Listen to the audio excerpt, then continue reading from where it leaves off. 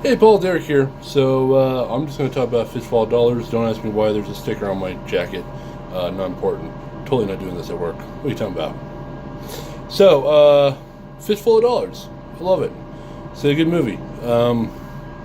Yeah, really not much more to say about Fistful of Dollars than that, but it's one of those few movies that I grew up watching as a kid. Clint Eastwood is like awesome in this film. I will say, being someone who's watched Fistful of Dollars, a few more dollars, and Good, Bad, and the Ugly.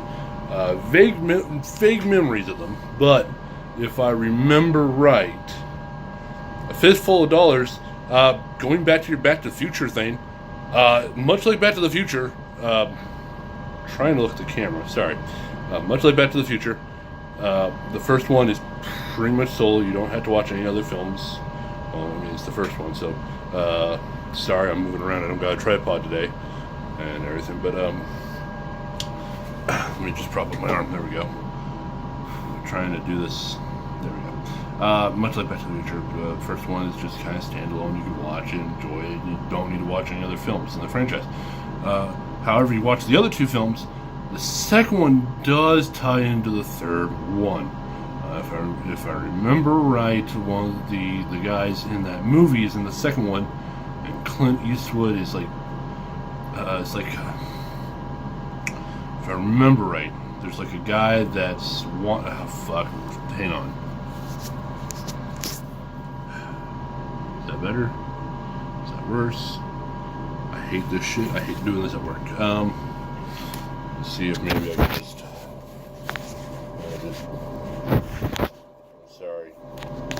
sorry. I would just redo it, but I don't got much time left, so, what was I gonna say? Yeah, so, in the second one, like, one of the guys, fucking Christ, come on, focus, alright, I'm sorry everyone, I don't want to turn on the lights in here because I'm not supposed to be doing this at work. So, I mean, at work, what? That's crazy. I'm not doing this at work. Can't prove it. That second movie, he's in like a bounty war with another guy over this one guy. He's like trying to rob a bank. I remember like the bank robber, the guy who they're after is like this notorious murderer, like fucking really crazy. And he finds the information to make like figures out where they keep a safe in a bank. It's a hidden safe. It's disguised as like a cabin or something. But essentially, the guy that he's fighting with is the guy he fights at the end of The Good, Bad, and the Ugly.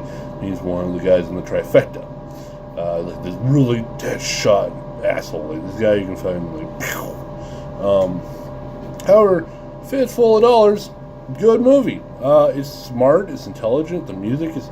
I would say the music is more iconic in this one. Though. Like if you think of a Western musical theme, this is the one you're most likely thinking of. Yeah, the other one that's fine, that's dandy, but the standoff music at the end of this movie, that's the one I think everyone thinks of when they think of a Western. Like the wah wah wah, that's fine, but the true like.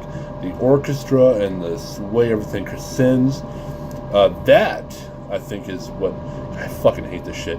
I hate doing this at work. I'm trying to do this at work because I got to do another review here for you. We're gonna do one together, but I want to get this uploaded since my internet sucks ass. Anything I really, most of the good lines that I remember are in this film. If I remember right, how I always remembered it was, I'm sorry. Fucking annoying. Come on.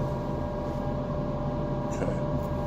Just got focus now. Just don't move around, Derek. That's fine. You can do that, right? The way I remember it is like the first movie had all the dialogue, the really good dialogue, the lines and everything. The second movie was more along the lines of like Clint Eastwood in the way he acted. He's way more badass. He's doing more shit. Like, and then the third one is just, of course, iconic. So it's like where the dialogue and everything just kind of intertwines. But the first movie is like you can see the dirty, hairy shit going on. Like you said, the coffins and the mule. That's funny as shit. I do like the part where he's setting up the bodies. He's like, number one, good thing about bodies is they stay put. Number two, they can be shot and it doesn't matter because they're dead already. And it's brilliant. It's awesome. And I will say, like, the one thing I really liked about this movie is that it's been such a long time since I've seen it. Like, obviously I remember the end of this movie. Like, I can never forget the end of the movie. But I forgot most of the middle part of the movie. And so a lot of it I was, like, having to kind of, like, try to follow him and what he was doing. And it was really interesting because it's well done. It's well thought out, well done. And it's like the icon, like I said before to you separately, but if you're ever like doing a D&D campaign, you're like, I need to play a bard.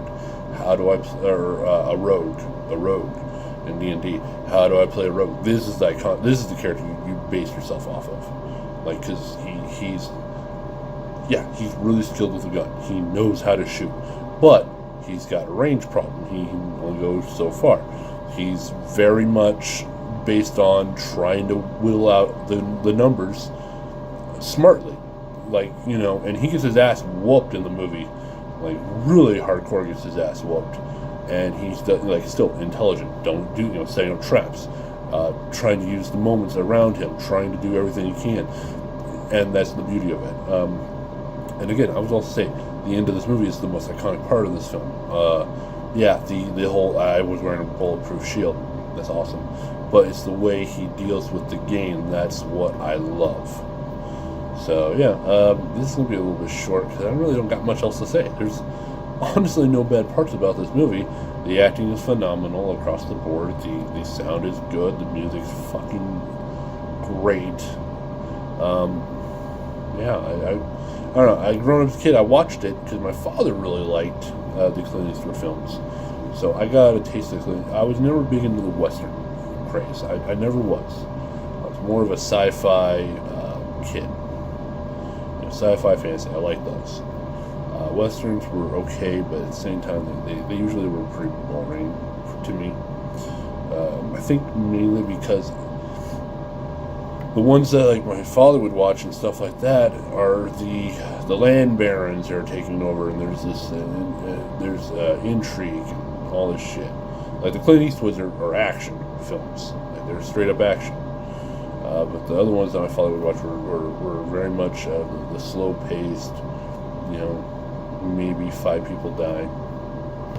And so I never really fell into the whole spaghetti western craze. I'm more of a fan of the anti-spaghetti craze. That was anti-westerns are fucking awesome. I love them because they're actually interesting stories.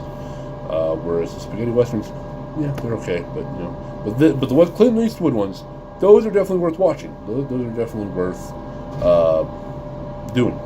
So anything else I can think of? Not particularly. Just a good movie all around. It's funny. It's got charm. It's got personality. One thing I will say that did kind of like, after rewatching it, one thing that just kind of like, there's this whole subplot about the gold. So the main people, the Rojos, they basically they shoot up. If I remember right, it's the Mexican armies. It's the Mexican army. They're setting up for a weapons trade, and they betray them. Cold, betray them. And it's basically they steal the gold from them that they were going to use to buy weapons from them. They basically like, we're going to sell you weapons if you bring the gold. And they bring the gold, and they're like, okay, we'll give you weapons. Here you go. And they unload on the whole fucking crowd. It's also where you see the bad guy being awesome at the rifle. Usual fare. And so they steal the gold, and they're like, the gold, we've got the gold. Now we just sit tight until the cavalry rolls in. And I'm like, alright, cool. So there's a whole gold thing, there's a whole cavalry thing. But as far as I know, The person who knows about it is Clint Eastwood. I guess the bartender knew it too, but like it never really resolves that. It's basically like, oh yeah, the guy would be great to get their gold back. Like, yeah, sure they would. Does anyone know about it? Well, I'm out of here. Okay, whatever. It's still badass. Who cares? That's about the only part that really gnawed at me. But it's a good movie. Worth watching. Worth renting. Definitely go watch it. It's worth it. And Paul said it's on Amazon. Yes, it's on Amazon. It's free. But you could probably also get this at Walmart for like $5. You know, one of those like little movie packs. Like I guarantee you, like, if you can get the Clint Eastwood pack for $10, you could probably get the Man with No Name pack for like $10. And it's worth it. Like all three movies are really good. None of them are bad. Like that's the only thing I remember. Like none of them are bad. The first movie is just a really good like two sides pit against each other. The other one is like a bounty hunt where both of them are trying to capture the same guy. And then the last movie is like the ultimate standoff film. Like that's really what it is, the ultimate standoff film. So yeah, it's much like Mad Max. Yeah, you got one that's like this really slow drama film with a little bit of revenge in the end. The second movie is a chase film, 100%. The third movie is weird as shit, but awesome as fuck. And then, of course, your fourth film is another chase film, but it is a really good chase film. So, but this is like the same thing where each one's slightly different than the last one. They're not all the same.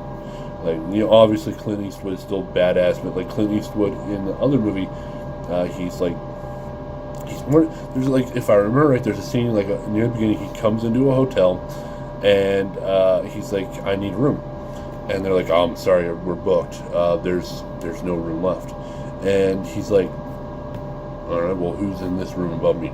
Well, that's taken. He's like, "Oh, really? Let me see the books." Looks at the books, crosses out the dude's name. He's like, "No, it's free." And like, "Sir, you can't." He's like, "Give me a minute." Walks up there, and the guy's like, "This is insane." And like within a minute, the other guy runs down, and he's like, "I want to book out now. Give me my check." He's like, "Whoa, it's fine. You don't have to." No. They need to get out of here before the other guy comes back. And Clint Eastwood walks down the stairs. He's like, "Hey, buddy, yeah." Holds out like a pair of what do you call it? Not thermal underwear. Basically long johns. There we go, long johns. There we go. That's what I was looking for, long johns. He has like a pair of long johns. He's like, "These don't fit me." Throws them at him. He's like, "Oh, thank you for thinking about me. You're so kind. I'll get out of here." And he's like, it's funny. Clint Eastwood does that a lot in the next movie. So each one's a little different. And of course, the standoff film, I don't really remember Good, Bad, and the Ugly all too well. I just remember it having the most awesome shootout at the end. Like that's what I remember. That's what anyone remembers. It's like a really awesome shootout. So, yeah, worth watching, worth doing. So the next movie to review, Paul, is Death Machine. And now I'm not so hopeful about it. Behind the scenes, Paul's already watched it. And he has already shown all disdain and distaste for this movie. And apparently has said it's the worst thing he's ever seen in his life. I'm going to have fun. And we're probably going to do that one as a joint review together because he's coming down in the morning. Got to take care of some stuff so I can get my car up and running. So I can start driving on my own. Which will be fun. But yeah, Paul, I will see you later. By the time this video comes out, we'll probably already be hanging out together, hopefully. If not, cool beans. Juices for now, buddy.